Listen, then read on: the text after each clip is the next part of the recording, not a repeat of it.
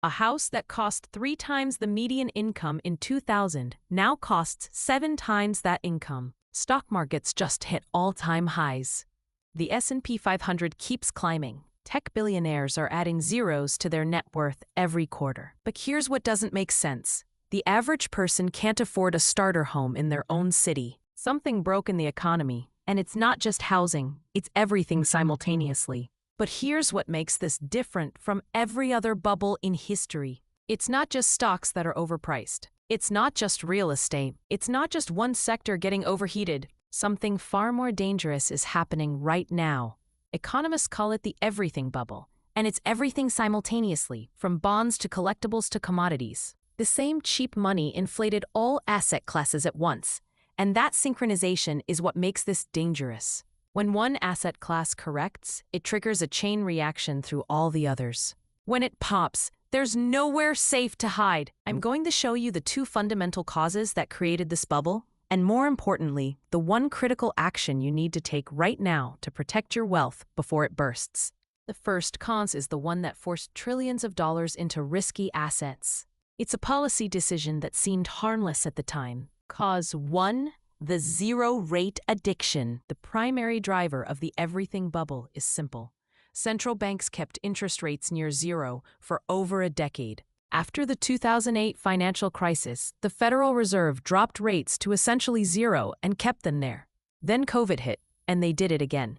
The federal funds rate stayed at 0.25% or lower for years at a time. Here's why that matters. When interest rates are near zero, savings accounts pay nothing, bonds pay nothing, money market funds pay nothing. If you're sitting on cash, you're losing money to inflation every year. So investors had a choice: accept guaranteed losses in safe assets or chase returns in risky ones. They chose risk. Trillions of dollars migrated out of savings and into stocks, real estate, and speculative investments. This wasn't a natural market decision. It was forced by policy. But here's the thing that really blew up asset prices, and most people don't even know it's happening. It's not just that investors were forced into risky assets. There's a hidden mechanism that makes low rates inflate valuations automatically, whether investors want it to or not. It's called the discount rate mechanism, and here's how it works. When you value a company or property, you calculate what its future earnings are worth today. Lower interest rates make those future earnings worth more in present-day calculations. A tech company's profits 10 years from now become significantly more valuable today when rates are at 0.25% versus 5%. That's why valuations exploded during zero-rate periods, not because the companies got better, but because the math changed.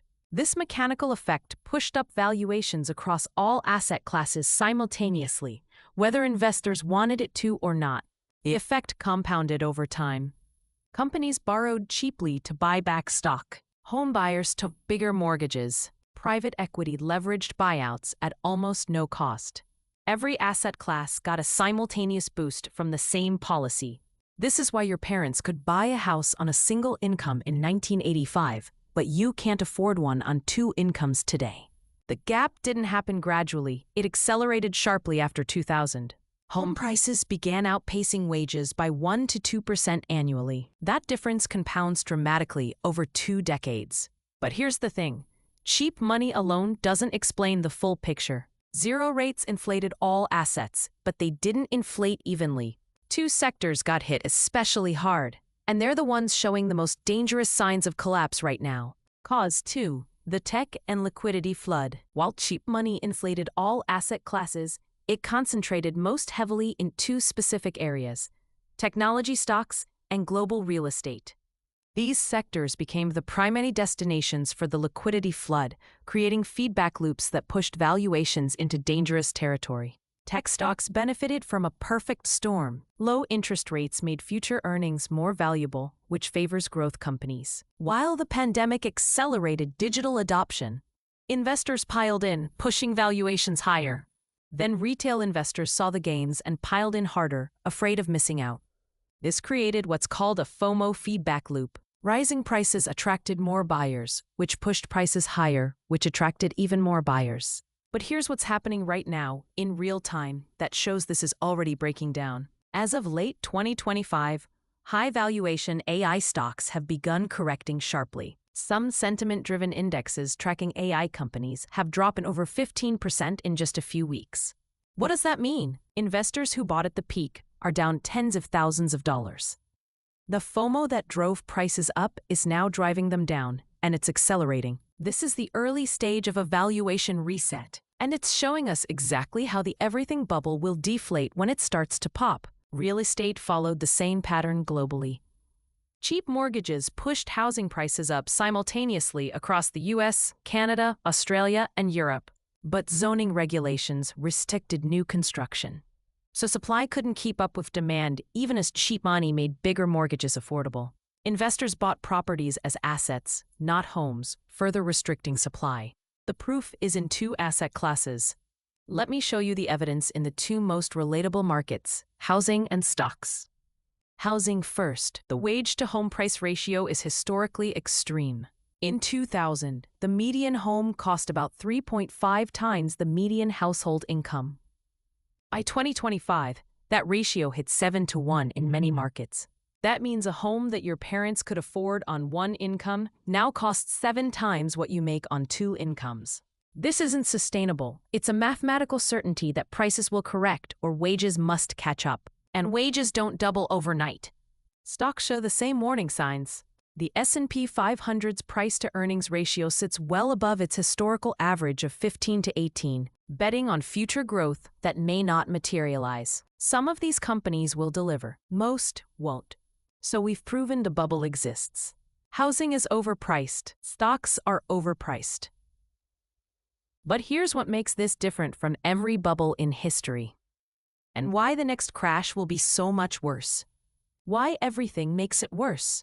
In 2008, when housing crashed, you could move money into stocks or bonds. In 2000, when tech crashed, you could move into real estate or treasuries. There was always somewhere to hide. But this time, when everything is overvalued simultaneously, there's no safe rotation. Every exit is blocked. The interconnection amplifies the risk instead of diversifying it away. The trigger could come from multiple interconnected sources.